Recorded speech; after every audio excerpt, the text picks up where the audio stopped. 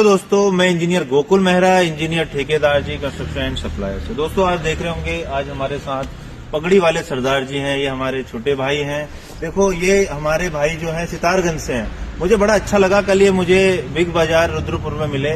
तो जैसे ही आए इनने मेरे से पूछा सर आप सिविल इंजीनियर हैं, आप ये हैं, आपका क्या क्या। मैंने बताया भाई कि मेरी खुद की कंपनी है और इन्हें बताया कि मैं सितारगंज का रहने वाला हूँ। मुझे बड़ा अच्छा लगा। ये पंतनगर से पढ़े हुए हैं, सारी चीजें आज ये मेरी साइट पे आ रखे हैं टिगरी खटीमा में। अब ये खुद ही अपने बारे में सारी चीज बताएंगे, इनने कहाँ से पढ़ाई करी, क्या करा, क्या है क्या नहीं है।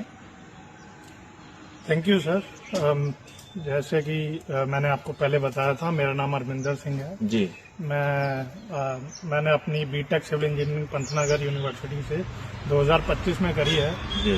और मेरे पास साइट एक्सपीरियंस भी है। जैसे मैंने AIIMS Rishikesh Kichha satellite centre पे अपनी ट्रेनिंग भी करी है और कुछ पारिवारिक कारणों के कारण मैंने थोड़ा अपना काम को होल्ड कर रखा था, पर जैसे ही मैं कल आपसे मिला और आपकी वेस देख के ही मैं समझ गया था कि ये सिविल इंजीनियर है। और उससे बड़ी बात, मैंने आपके जूतों पे लगी मिट्टी देख ली थी, जिसके कारण हाँ सिविल इंजीनियर, मेहनती सिविल इंजीनियर है। तो मैं आपकी साइट पे आया विजिट करने कि इन केस अगर कोई जॉब अपॉर्चुनिटीज हैं तो मैं देख सकूं और कुछ डेवलपमेंट में अगर आपकी मदद कर सकूं तो उसके लिए सर मैं आपके पास आया। मैं आपसे ये पूछना चाहता, जब आपने पढ़ाई या सिलेक्ट किया था सिविल इंजीनियरिंग का, तो आपने यही सिविल की ब्रांच की चॉइस करी? सर रीजन बीइंग सिविल की ब्रांच चूज करने का था कि मुझे लोगों के बीच रहना पसंद है और कुछ ऐसा क्रिएट करना कि जो असल में दिखे और जिससे कुछ फर्क पड़े, तो मैं वो करना चाहता था। इसलिए सिविल इंजीनियरिंग चूज करी, क्योंकि हम पुल जो बनाते हैं वो दिखता है, हम बिल्डिंग्स बनाते हैं, हम बिल्डिंग्स क्या, हम घर लोगों के परिवार बनाते हैं, जहाँ एक घर है जहाँ परिवार इकट्ठा रहता है। जरूर जरूर। और हम ब्रिजेस बनाते हैं जो पूरे इंडिया को, इकोनॉमी को बहुत ज्यादा सपोर्ट करता है। इसलिए मैं इसमें चाहता था कि कुछ ऐसा कंट्रीब्यूट करूं। बहुत बढ़िया। देखो आपने जॉब का कहा, जब मुझे लगेगा कि आप एक अच्छे सिविल इंजीनियर बन गए, आप निपुण हैं हर चीज में, हर एक चीज आप साइट संभाल सकते हैं, हर एक चीज मैं आपको रिस्पॉन्सिबिलिटी दूंगा, आप उसमें अच्छे से कामयाब होंगे जरूर। देखो मैं हर किसी के सपोर्ट में हूँ।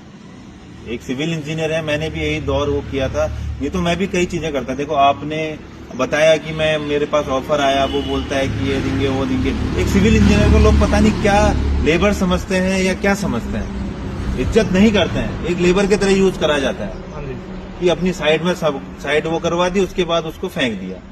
6 महीने का साल भर का एग्रीमेंट बना दिया, उसके बाद उसको वो कर दिया। सिखाने के नाम पे जीरो।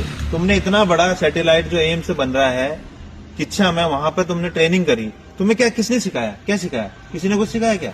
नहीं सर। तो अपने से कुछ सीखना पड़ता है। मैंने किया था, लेकिन आप लोगों के साथ तो मैं हूं ना, कि मैं आपको बता रहा हूं हर एक चीज। अभी आपको कैसा लगा बताओ? आपने मेरे साथ 10, 15, 20 मिनट गुजारे हैं, आपको क्या फील हुआ, कैसा आपको लगा?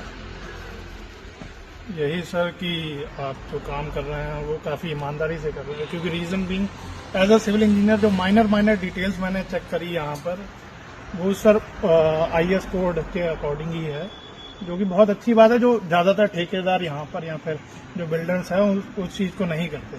जैसे आप देख सकते हैं कि आपने PCC का इस्तेमाल किया है, जो पैसे बचाने के चक्कर में कई ठेकेदार बिल्कुल भी नहीं करते, और ये बात आमूमन लोगों को पता नहीं होती, जिसके कारण जो घर की लाइफ 20 से 25 साल होनी चाहिए वो 10 से 15 साल में सिमट के। यार देखो मैं हर किसी को, कल मेरी किसी से फेसबुक में बात चल रही थी, वो मुझसे पूछते हैं कि सीलन और ये चीजें। अरे यार मैंने उनको ये बोला कि अगर हम देखो स्टेप बाय स्टेप, जैसे मैं काम कर रहा हूँ, मैं ये नहीं भी कर सकता था, ऐसा नहीं करता मैं। अगर मैं ऐसा नहीं करता तो इसमें मुझे प्रॉब्लम आती ना। कल की डेट पे क्या हो सकता है, क्रैक आ सकते थे, बैठ सकता था, सीलन आ सकती थी। जब मैं पहले ही वही चीज करके चल रहा हूँ तो कैसे आ जाएंगी? वो मुझसे बोलते हैं कि अगर आ गया, अगर कैसे आ जाएगा? अगर मगर कैसे होता है? अगर आदमी वो चीज छोड़ेगा तभी तो अगर मगर होगा ना। जब हम चीज वो चीज करेंगे ही नहीं, कैसे करेंगे? अब जैसे हमने ये हुक दिया, अगर मैं मानता हूँ कि हुक ये 90 पे होता तो अगर हो सकता था, मगर हो सकता था। जब ये मैंने दिया ही नहीं, पहले ये चीज छोड़ी नहीं है कि कुछ चीज अगर मगर होने के लिए, तो कैसे अगर मगर हो जाएगी?